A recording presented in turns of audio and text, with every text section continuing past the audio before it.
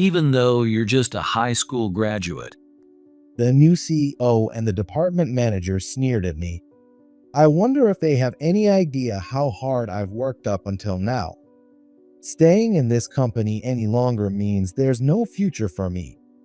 I decided it was time to cut my losses and move on.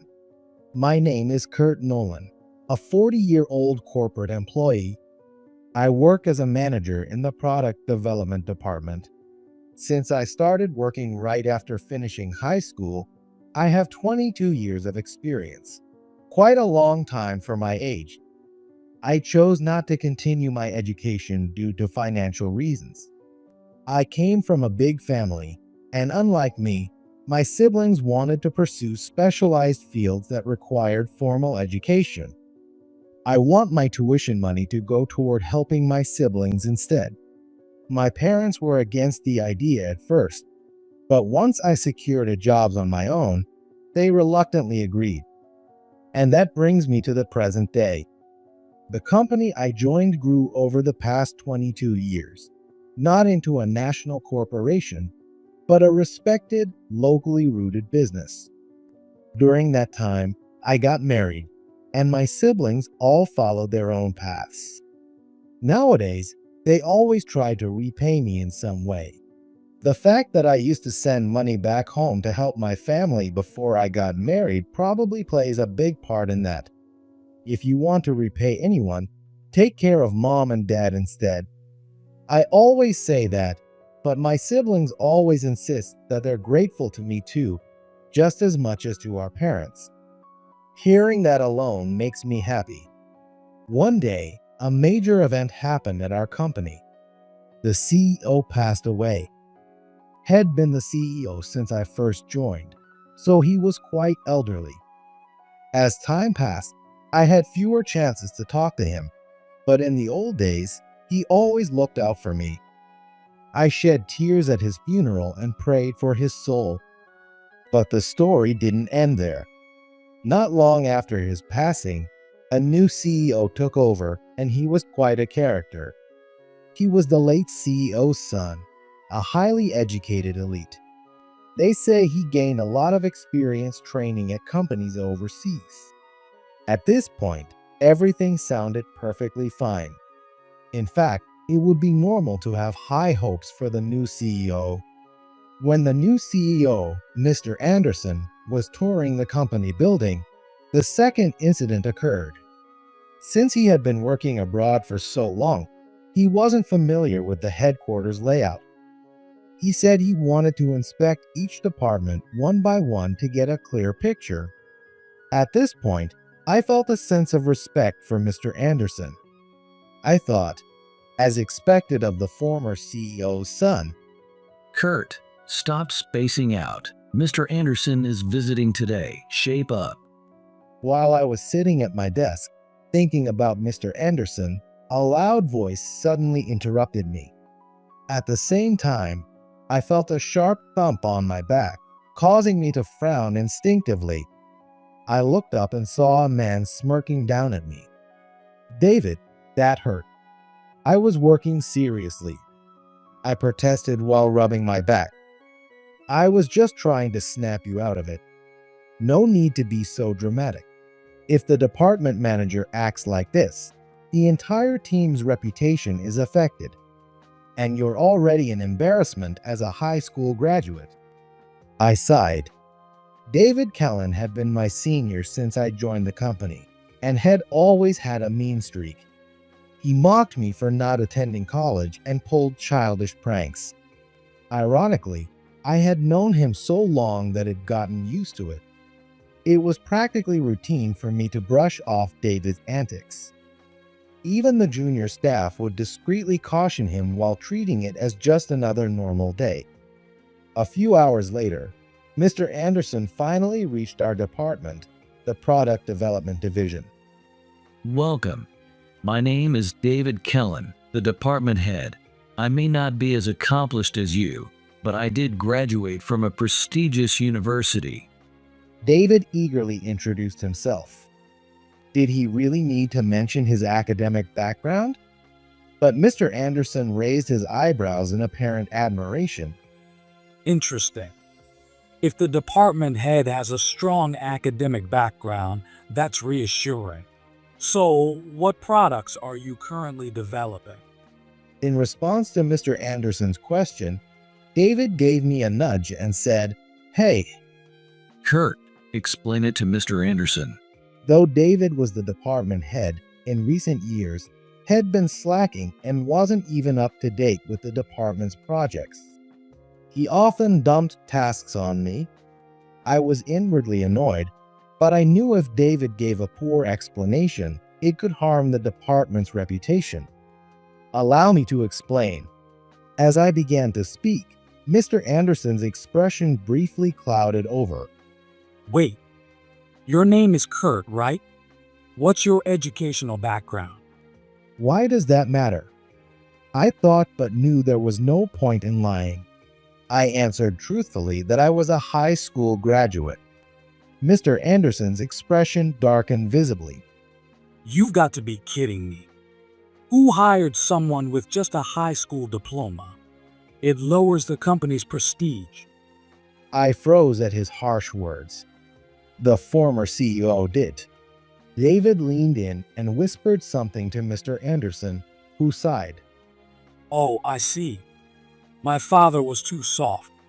Seriously, what can a high school graduate contribute anyway? Is this guy really the former CEO's son? I hate to say it, but I couldn't help grumbling that in my head. One of my subordinates, who usually stands up for me when David messes around, stepped forward and said, with all due respect, as if about to challenge Mr. Anderson.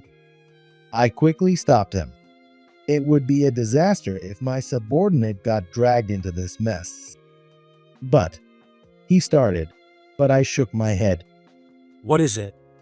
Do you have something to say? Mr. Anderson frowned and glared at both me and my subordinate.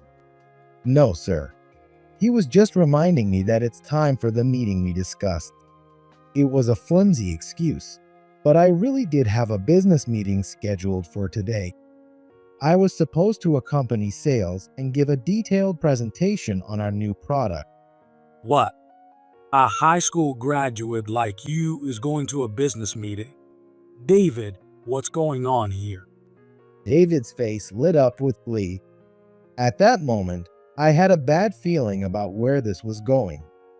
I thought it was inappropriate for Kurt to handle it, but he insisted on doing it himself. He probably used some underhanded trick. High school grads are always scheming. David's comment made Mr. Anderson chuckle as he said, "No doubt. What is wrong with these two? They don't seem like decent adults at all." I couldn't believe the things they were casually saying. Then Mr. Anderson made an outrageous statement. As the CEO, I'm giving an order. David, you go to the meeting instead. We can't entrust something this important to a high school graduate. Yes, sir. And while we're at it, I'll fire Kurt today. Good idea. I approve. We don't need someone from the bottom of the barrel in this company. Is this really happening in a modern-day workplace? It was so absurd that I thought I might be dreaming. I never imagined I'd have to listen to such ridiculous things in this day and age. Mr. Anderson and David both had smug grins, and behind them, I could hear the confused murmurs of my team. When the former CEO passed away, I had resolved to continue supporting the company he cherished. But is there any point in staying at a company led by someone like this? Besides, I have a wife, family, and many people I care about. When I think about what I need to protect, maybe it's time to cut my losses and leave. Sure, finding a new job at my age will be tough, but it'll make it work. A flurry of thoughts raced through my mind. So, that's how it is. High school grads are worthless and unnecessary. That's what you're saying, right? I murmured, as if confirming. I've been saying that from the start. Exactly. This is what happens with people who lack a proper education. Exactly. David exaggeratedly nodded in agreement, buttering up Mr. Anderson. The team was glaring at Mr. Anderson and David with disdain, but the two seemed oblivious. I deliberately smiled at them. Understood. I'll submit my resignation tomorrow. The team murmured in surprise, but Mr. Anderson and David looked satisfied. After Mr. Anderson left, David approached me as I began clearing my desk. Man, everything went exactly as I wanted. It's almost scary how perfectly it worked out. I shot him a suspicious look, but David kept talking with that sickening grin. He had done his research and knew Mr. Anderson shared his obsession with academic credentials. So, he had deliberately brought up his educational background to steer Mr. Anderson's attention toward mine. No wonder he had awkwardly said, "I'm a graduate of a prestigious university." I couldn't help but chuckle. What are you laughing at? Is this sour grapes? I've been dying to get rid of you. Now that you're leaving, it's a breath of fresh air. David, that's too much. Do you have any idea how much Mr. Nolan has helped us? One of my subordinates raised his voice in protest. More and more voices chimed in with shouts of, "Yeah, that's right." Enough. Quiet down. David yelled in an attempt to silence them, but the dissatisfaction of the team didn't subside. I had a feeling I wasn't the only one considering leaving. Sensing their sentiments, I stepped in to calm them down. "Everyone, am really grateful for your support. If I could, I would love to keep working with all of you. Thank you for everything." When I said this, some of my team members teared up, calling out, "Kurt." David, now completely isolated, snorted and continued glaring at me until the end. A year after my resignation, I was working at my new job. My parents back home knew I'd quit, and my brother helped me find a new position. My new role was also in product development, so I adjusted to the work quickly. "This is nothing compared to everything you've done for me," my brother had said, but I was nothing but thankful. One day, I received an external call. The employee who answered said the caller was David Kellen, my former manager. She asked, "What should I do?" I hesitated, but eventually said, "Put him through." To be honest, I had no good memories of David and didn't want to take the call, but I figured he might not be calling for personal reasons. After all, I had joined a company that was now a direct competitor to my previous employer. On the surface, the two companies maintained professional relations, but internally, they saw each other as fierce rivals. If it was a work-related matter, I couldn't just avoid it. Besides, I doubted David even knew I had joined the rival company. With that in mind, I took a deep breath to prepare myself. After a brief moment of hold music, the call connected. "Hello, this is Kurt Nolan speaking." Before I could say anything else, my words were drowned out by David's furious shouting. I instinctively pulled the receiver away from my ear, but I could still hear David shouting. Once his yelling stopped, I brought the phone back to my ear. "And what can I do for you today?"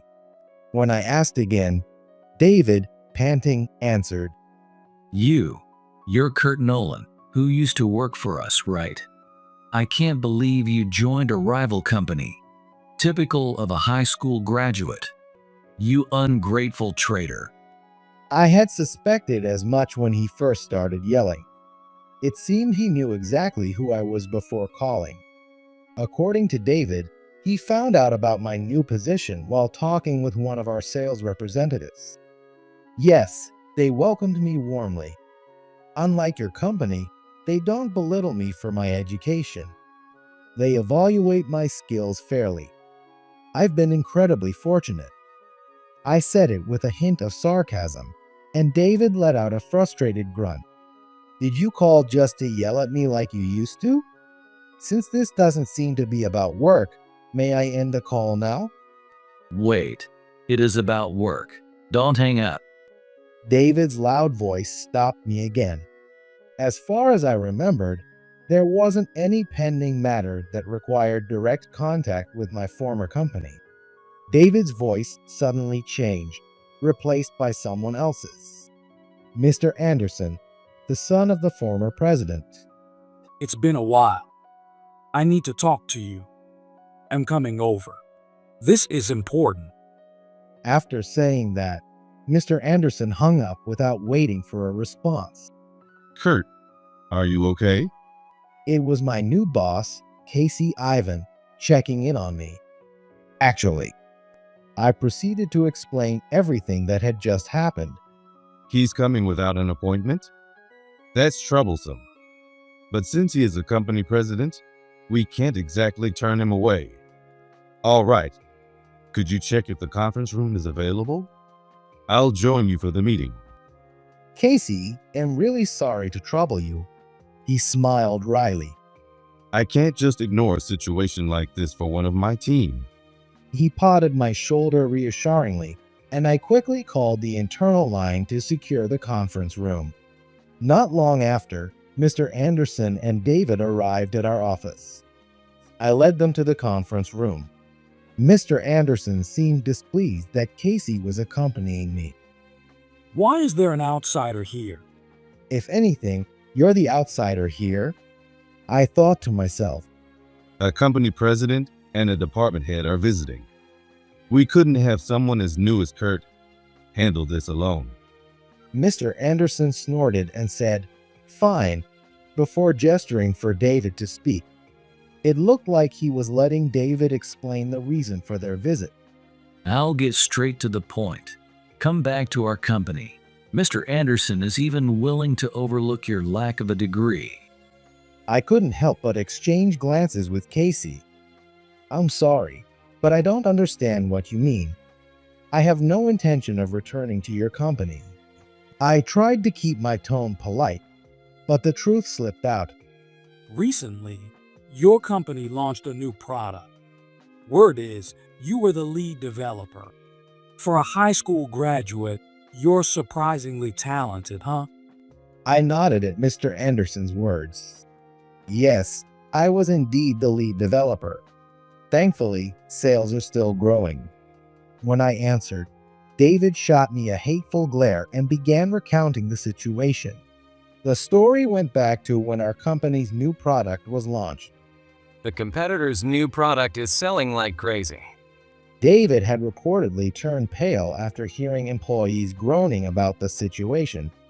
David's team had released their own product around the same time as ours. Our warehouse is full of unsold stock. We're looking at a $120 million loss at this rate. The employees were practically screaming about their poor sales figures. I remember reviewing their product back then. It was just an updated version of their previous product with new color options and minor bug fixes.